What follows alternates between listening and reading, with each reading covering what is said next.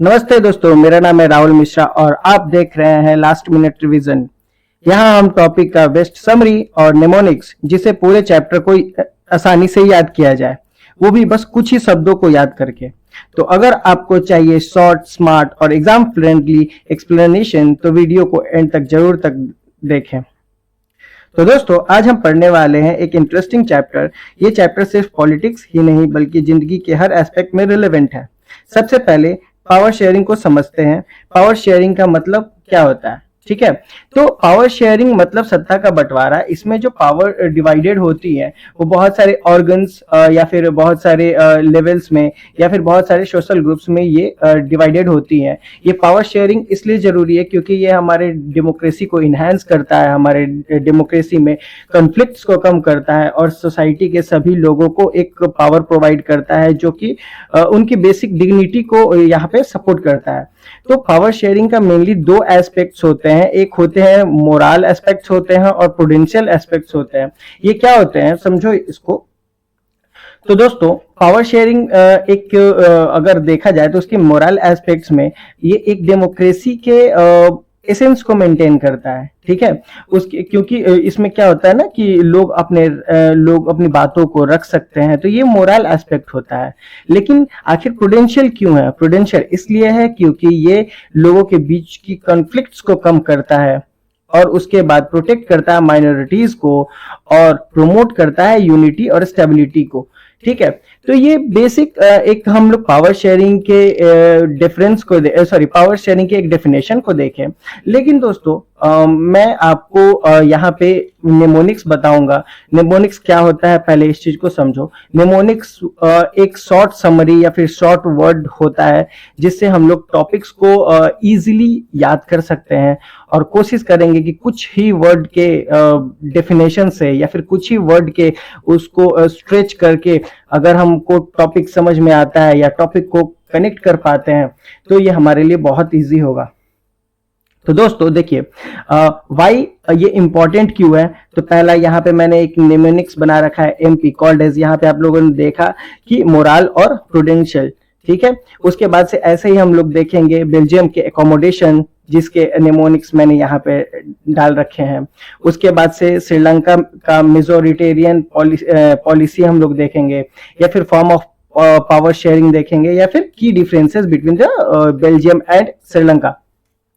तो असल में होता क्या है कि एग्जामिनेशन के टाइम पे आप लोगों को इस टॉपिक तो याद रहते हैं मगर टॉपिक को आप लोग कनेक्ट नहीं कर पाते हो। कुछ पॉइंट्स याद आते हैं, कुछ पॉइंट्स भूल जाते हैं। तो ये निमोनिक्स आपको यही सपोर्ट करेगा उन एग्जाम्पल्स को, उन पॉइंट्स को याद करने में। तो चलिए दोस्तों, समय को बचाकर हम लोग टॉपिक को स्टार्ट करते हैं और समझते हैं।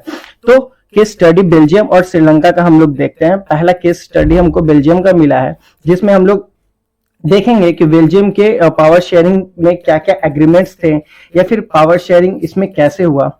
तो पहले हम लोग देखते हैं बेल्जियम का मैप। इस बेल्जियम के मैप में आप लोग देख रहे हो कि ये एक पीला कलर का जो पोर्शन है ये फ्लेमिश रीजन है, जहां पे मोस्ट पॉपुलेटेड जो लोग हैं, मोस्ट पॉपुलेटेड नहीं बोल सकते, मोस्ट पॉपुलेटेड स्पीकर्स बोल सकते हैं, तो वो डच लैंग्वेज के स्पीकर्स थे। ठीक है, सेम थिंग यहाँ पे रेड वाले पोर्शन में आप लोग देख रहे हो, ये वलोनिया का रीजन है जहां पे जर्मन स्पीकर 40% थे। ठीक है, और यहाँ पे 1% लोग जो थे वो जर्मन लैंग्वेज को बोलते थे। तो अगर हम लोग इसको देखें तो अगर सेम चीज अगर हम कैपिटल के बारे में देखते हैं, जो बेल्जियम का ब्रसेल्स था, ठीक है, तो वहां पे जस्ट इसका हम लोग अपोजिट सिनेरियो देखते हैं। वहां पे 80% जो पॉपुलेशन था या फिर 80% जो लोग जिस लैंग्वेज का यूज करते थे वो लैंग्वेज फ्रेंच था, और 20% जो लैंग्वेज बोला जाता था उसको मेनली डच। ठीक है, तो असल में दोस्तों पूरे बेल्जियम में डच लोग ज्यादा थे, लेकिन बेल्जियम की राजधानी ब्रसेल्स में फ्रेंच लोग ज्यादा थे। तो क्या फिर पावर को किस तरीके से डिवाइड किया जाए, या फिर क्या मतलब अगर हम लोग अगर आप लोग बेल्जियम के हिसाब से देखें तो बेल्जियम में आप लोगों को अगर कंट्री के एस्पेक्ट्स में देखें तो फ्लेमिश रीजन और वलोनिया का रीजन कुछ उसमें डच और जो फ्रेंच स्पीकर थे उसका रेशियो बहुत अलग है एज कंपेयर टू ब्रसेल्स के लैंग्वेज ब्रसेल्स में जो लैंग्वेज बोली जाती थी। तो इसको कैसे हम लोग पावर शेयर में तब्दील करते हैं, इसको देखते हैं। ठीक है, तो दोस्तों फेडरल सिस्टम पहला फीचर्स है बेल्जियम का, फेडरल सिस्टम। इस फेडरल सिस्टम में हम लोग देखेंगे कि सेंटर और स्टेट में इसने पावर को बहुत अच्छे से डिवाइड किया। फेडरल सिस्टम को ही हम लोग बोलते हैं जहां पे पावर को इजीली डिवाइड किया जाता है। जैसा कि आप लोग पावर शेयरिंग, एक इस चैप्टर का नाम है पावर शेयरिंग, मतलब पावर को डिस्ट्रीब्यूट करना, पावर को बांटना। तो फेडरल स्ट्रक्चर का मतलब वही होता है कि from top to bottom power को डिस्ट्रीब्यूट करना। फिर उसके बाद से इसमें इक्वल नंबर ऑफ मिनिस्टर्स हुए। ठीक है, जो कि आप लोग देखोगे कि डच ने बेल्जियम ने जो पावर को डिस्ट्रीब्यूट किया उसमें डच और फ्रेंच लोगों को इक्वली रिप्रेजेंट करने का मौका दिया। उसने एक कम्युनिटी गवर्नमेंट का फॉर्मेशन किया। ये कम्युनिटी गवर्नमेंट वहां के कल्चर, लैंग्वेज और एजुकेशन को प्रोटेक्ट करता था। फिर बाद में हम लोग देखेंगे कि जो कैपिटल ब्रसल्स था वहां पर भी दोनों कम्युनिटीज को, या फिर आप लोग देखोगे कि उन लोगों को इक्वल राइट्स मिला या इक्वल पावर्स मिला, जिसके कारण ये कंट्री बहुत अच्छे से खुद को मतलब बिना किसी प्रॉब्लम के, बिना बेसिक अगर रिजल्ट इसका देखते हैं तो सुख शांति से ये देश चलता रहा। ठीक है, फिर देखो दोस्तों यहाँ पे इस नेमोनिक्स को मैंने यहाँ पे मेंशन कर दिया है, आप लोग चाहो तो इसे याद कर सकते हो। इस पूरे बेल्जियम पावर शेयरिंग एग्रीमेंट को अगर आप लोग देखो तो ये नेमोनिक्स फिट बैठता है। अगर इस 4 पॉइंट को आप लोग याद कर लो तो पावर शेयरिंग बेल्जियम के बारे में लिख सकते हो। ठीक है, उसके बाद से नेक्स्ट स्लाइड में हम लोग देखते हैं श्रीलंका मेजोरिटेरिज्म पॉलिसी। ठीक है, इसमें हम लोग देखेंगे कि ये मैप है दोस्तों श्रीलंका का। इसमें पीला कलर का जो पोर्शन है, ये पोर्शन में सिन्हालाज कम्युनिटी के लोग रहते थे, सिन्हालाज। ठीक है, उसके बाद से ऑरेंज वाले में हम लोग देखेंगे कि श्रीलंकन तमिल्स थे और रेड वाले में इंडियन तमिल्स थे। ठीक है, तो पावर शेयरिंग का डिस्ट्रीब्यूशन इसने कैसे किया उसको हम लोग समझते हैं। तो पहला कि इसने एक एक्ट लाया 1956 में और उसमें डिक्लेयर किया कि सिन्हाला ही इकलौता लैंग्वेज वहां पे रहेगा। बाकी तमिल जैसे लैंग्वेज, जो कि आप मैप में देख रहे हो तमिल कितने बड़े पोर्शन में एग्जिस्ट कर रहा है, उसको इसने एक्सक्लूड कर दिया, निकाल दिया। ठीक है, तो इसके बाद से तो इतना एक्सपेक्टेड है कि लैंग्वेज डिस्क्रिमिनेशन होना चालू हो जाएगा, लोगों को अनफेयर एक्सेस मिलने लगेगा। किन लोगों को? तो स्टूडेंट्स को, वर्कर को। ये लोग लैंग्वेज को लेके खुद को डिस्क्रिमिनेट फील करेंगे या डिस्क्रिमिनेट किया जाएगा एक्चुअली में। तो फिर आप लोग देखोगे उसके, ये तो बात हो गई सोसाइटी की बेस। ठीक है, लेकिन प्रॉब्लम तब होता है ना जब गवर्नमेंट भी इन चीजों को रिजेक्ट करे, क्योंकि गवर्नमेंट भी तो एग्जीक्यूट किया जा रहा था सिन्हाला कम्युनिटीज के द्वारा। तो देखो 3 फीचर्स हो गए, चौथा फीचर्स प्रमोट किया जाने लगा बुद्धिज्म को, और वो एक स्टेट रिलीजन बन चुका था। ठीक है, हिंदू तमिल्स उसके साथ मिल चुके थे। तो देखो दोस्तों, मेनली अगर श्रीलंका का मेजोरिटेरियनिज्म जो पॉलिसी पूछा जाएगा तो आप इन 3 पॉइंट्स को लिख सकते हो, जिससे आपका जो आंसर है वो बहुत इनहेंस करेगा। मैंने इसका भी नेमोनिक्स यहाँ पे मेंशन कर दिया है। अब इस एस्पेक्ट को अगर देखा जाए तो श्रीलंका में जो मेजोरिटेरियन जो लोग थे, जैसे सिन्हाला थे, अगर वो खुद को डोमिनेंट रखेंगे तो वहां पे वायलेंस होगा, प्रोटेस्ट होगा, और जाहिर सी बात है इसके अपोजिशन जो होंगे, जो अदर कम्युनिटीज जो होंगे, वो कुछ अपने कम्युनिटीज को रिप्रेजेंट करने के लिए डिमांड्स करेंगे। वैसे ही तमिल लोग तमिल एलम का भी डिमांड करने लगे। तो दोस्तों सॉरी, तो पावर शेयरिंग में बहुत सारे फॉर्म्स होते हैं। ठीक है, पावर शेयरिंग में क्या फॉर्म्स होते हैं? तो पावर शेयरिंग के कुछ ऑर्गन्स होते हैं, organs like legislative, executive and judiciary. ये पावर शेयरिंग के मेनली ऑर्गन्स है। ठीक है, उसके बाद से लेवल ऑफ गवर्नमेंट हम लोग देखें तो यूनियन, स्टेट और लोकल हो गए। उसके बाद ग्रुप्स हम लोग देखेंगे तो रिलीजन, कास्ट या फिर लैंग्वेज के बेसिस पे, जिसको लिंग्विस्टिक ग्रुप बोलते हैं। यहाँ पे मैंने देखो आप लोगों के लिए एग्जाम्पल भी मेंशन कर रखा है। या फिर पॉलिटिकल पार्टीज हो गए, जिसमें रूलिंग और अपोजिशन होते हैं, या फिर कॉलिशन उसको बोलते हैं, जो कि 2 पार्टियों के संगठन से या फिर उन लोगों को जुड़ने के बाद बनता है। तो दोस्तों देखो, यहाँ पे आप लोग देखें कि ऑर्गन्स और लेवल ऑफ गवर्नमेंट तो हम लोग पढ़ लिए, लेकिन ये सेम चीज यहाँ पे हॉरिजॉन्टल और वर्टिकल के नाम से क्यों मेंशन किया गया है? ठीक है, हॉरिजॉन्टल और वर्टिकल। तो अच्छे से अगर हम लोग देखें तो ये चीजें देखो, मैंने यहाँ पे एक हॉरिजॉन्टल लाइन खींच दिया, ठीक है। इस हॉरिजॉन्टल लाइन में अगर मैं देखूं इस लाइन को, तो आपको दिख रहा होगा कि ये लाइन इस तरीके से बना है जिसमें कोई अप एंड डाउन नहीं है, सभी यहाँ पे इक्वल पोजीशंस है या फिर इक्वल है, ठीक है। तो इस हॉरिजॉन्टल में आप अगर इंडिया के पावर शेयरिंग मॉडल को देखो तो यहीं पे आपको मिलेगा लेजिस्लेटिव, हम लोग का लेजिस्लेटिव, या फिर उसका हम लोग का एग्जीक्यूटिव भी यही हमको मिलेगा, और जुडिशियरी, ठीक है। तो देखो दोस्तों, ये हमारे तीन मेन जो पावर शेयरिंग जो लेवल्स हैं ये इंडिपेंडेंट हैं, इसके ऊपर कोई नहीं है, ठीक है। लेकिन अगर वर्टिकल एस्पेक्ट से हम लोग अगर देखें तो वर्टिकल में क्या होता है कि एक वर्टिकल लाइन होता है, vertical line is just only for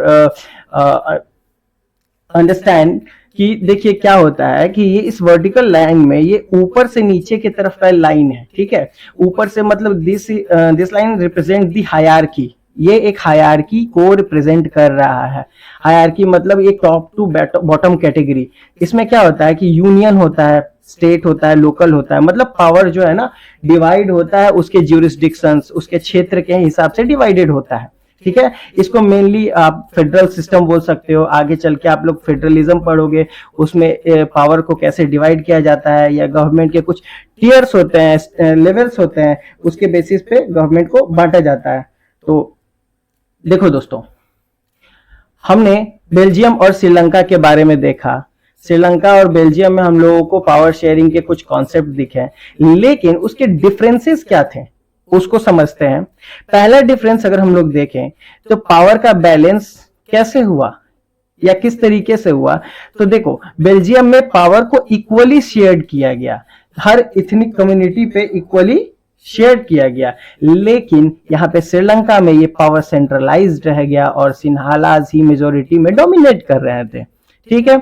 उसके बाद से इथनिक रेस्पेक्ट के अकॉर्डिंग हम लोग देखें, जाति या फिर कम्युनिटी के बेसिस पे, तो यहाँ पे सभी कम्युनिटी को, इनफैक्ट आप लोग मैप के अकॉर्डिंग देखे होंगे कि 1% जो जर्मन लोगों की स्पीकर्स थे उनको भी इक्वली ट्रीट किया गया। लेकिन यहाँ पे आप लोग देखो तमिल, जो कि मैप में सेकेंड मोस्ट तमिल स्पीकर्स थे, उनको भी वहां के गवर्नेंस से निकाल दिया गया, वहां सरकारी जो कार्य व्यवस्था थी उनसे उनको निकाल दिया गया, उनको उनके लैंग्वेज को मेन लैंग्वेज से हटा दिया गया, उनको जॉब से निकाल दिया गया, उनको रिजर्वेशन तक नहीं मिलता था किन्हीं चीजों में, ठीक है। रिजर्वेशन तो छोड़ो, उनको जॉब्स तक नहीं मिलता था, स्कूल्स में भी डिस्क्रिमिनेट किया जाने लगा, ठीक है। उसके बाद से फेडरल सिस्टम को अगर वहां पे हम देखें या फिर फेडरल स्ट्रक्चर को देखें, तो फेडरल स्ट्रक्चर कैसा था, तो बेल्जियम में आपने देखा कि वहां पे पावर को डिवाइड किया गया सेंटर और स्टेट में, और कम्युनिटी गवर्नमेंट भी बनाया गया जो एजुकेशन कम्युनिटीज को वहां पे बढ़ावा दे। लेकिन यही चीज जस्ट वहां पे उल्टा होता है श्रीलंका में। वहां पे यूनिटरी गवर्नमेंट का फॉर्मेशन होता है, जहां पे कोई रीजनल ऑटोनॉमी नहीं था, वहां पे बस सिन्हालाज ही थे जो डोमिनेट कर रहे थे उस कंट्री में, ठीक है। फिर अप्रोच ऑफ डाइवर्सिटी क्या है दोस्तों, तो अप्रोच ऑफ डाइवर्सिटीज में आप लोग देखोगे कि बेल्जियम ने खुद को बहुत अच्छे से एकोमोडेट किया, पावर को स्टेप बाय स्टेप एक फेडरल स्ट्रक्चर में डिवाइड किया। लेकिन यहाँ पे तो मेनली अगर देखोगे तो माइनॉरिटीज के बेसिक राइट को भी इसने छीनने की कोशिश की। तो अंततः हमको क्या मिला कि इसका रिजल्ट में हम लोग देखें तो बेल्जियम में शांति रही, पॉलिटिकल स्टेबिलिटी रही और यूनिटी रहा। लेकिन अगेंस्ट हम लोग देखेंगे श्रीलंका में तो सिविल वॉर हुआ, प्रोटेस्ट हुआ और इनस्टेबिलिटी हो गई। दोस्तों, ये की डिफरेंसेस एग्जामिनेशन में अक्सर पूछे जाते हैं कि आखिर हम लोग बेल्जियम और श्रीलंका को कैसे कंपेयर कर सकते हैं, ठीक है। तो ये निमोनिक्स जो मैंने आपके लिए बनाया है बी फेयर, अगर आप लोग अच्छे से देखो तो ये पूरे टॉपिक को डील करता है, ठीक है। तो अब इस टॉपिक को बस आप बी फेयर नाम के एक बेसिक लेटर के साथ याद कर सकते हो। बस आपको एक सिंपल सा रीडिंग चाहिए, आप इस टॉपिक को एक बार अच्छे से पढ़ सकते हो और इसको याद करने की कोशिश कर सकते हो, ठीक है दोस्तों। अब ये रहा कुछ प्रीवियस ईयर क्वेश्चन जो कुछ लास्ट के ईयर्स में ये पूछे गए हैं सीबीएसई के द्वारा, तो आप इसको देख सकते हो। बहुत सारे क्वेश्चन ऐसे हैं जो मोस्टली रिपीटेड है, ठीक है। तो एक बार हम लोग टॉपिक को रिपीट करते हैं और इसको अच्छे से समझते हैं। तो दोस्तों देखो, मैंने आपको बताया कि पावर शेयरिंग क्यों जरूरी है, तो उसके मोरल और प्रूडेंशियल रीजन है। उसके बाद से FECC मैंने आपको बताया, FECC में federal structure, equal number of minister, community government और कैपिटल ब्रसल्स, ठीक है। उसके बाद से निमोनिक्स क्या था, स्लिप मतलब Sri Lanka has ignored the power sharing, this rhyming is just for remember only, ठीक है। आप लोग बस इसको इजिली याद कर सकते हो, अपने एस्पेक्ट में भी इसको आप लोग क्रिएट कर सकते हो। तो देखो, दूसरा श्रीलंका का जो मेजोरिटेरियनिज्म जो पॉलिसी है उसको मैंने स्लिप में डिराइव किया है। उसके बाद से फॉर्म ऑफ पावर शेयरिंग में OLGP, ठीक है। और की डिफरेंसेस में बी फेयर। तो दोस्तों डिस्क्रिप्शन में मैंने PDF का लिंक मेंशन कर दिया है, आप इसे डाउनलोड कर सकते हैं और प्रीवियस ईयर क्वेश्चन को भी बना सकते हैं, क्योंकि बहुत से बच्चे इसी टॉपिक को मिस करते हैं। तो सब्सक्राइब करें हमारे इस चैनल को, जिससे आपको हमेशा शॉर्ट समरी अपडेट्स आपको मिलती रहे, और बेल आइकन को प्रेस कर दें, जो कि फ्री लेसन्स मेरे द्वारा लिए गए आपको मिलते रहेंगे। और कमेंट में बताएं कि अगला वीडियो आपको किस टॉपिक पे चाहिए। हम मिलते हैं अगले वीडियो में, तब तक के लिए अपना ख्याल रखें। Thank you.